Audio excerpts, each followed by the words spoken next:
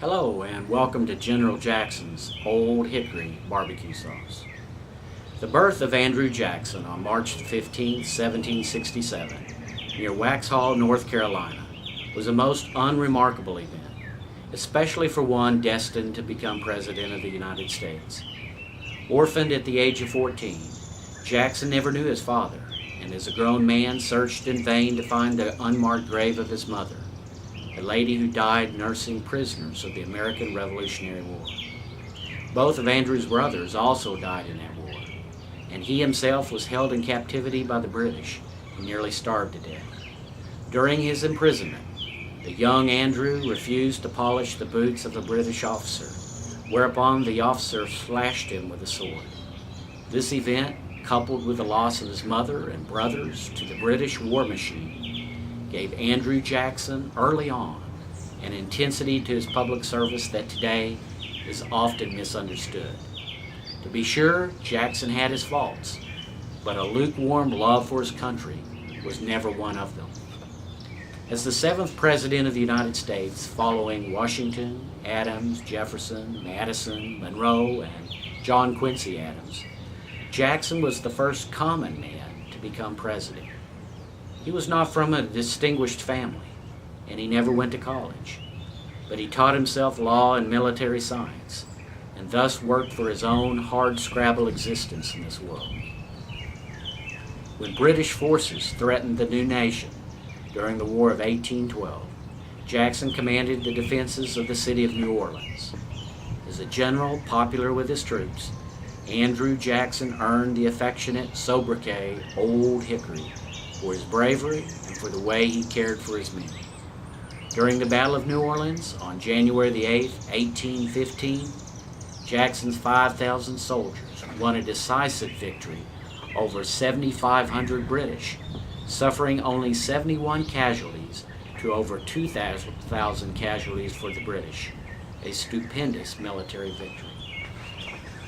As a general for the United States Army, Jackson went on to secure the southern border of the United States with Spanish Florida during the Seminole War, and eventually became president in 1828.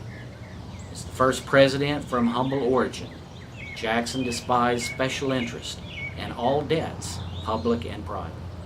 He therefore withdrew federal deposits from the powerful Bank of the United States, sort of a Freddie Mac or Fannie Mae of its day, and paid off the entire federal debt in 1835, the only time in U.S. history that has been accomplished.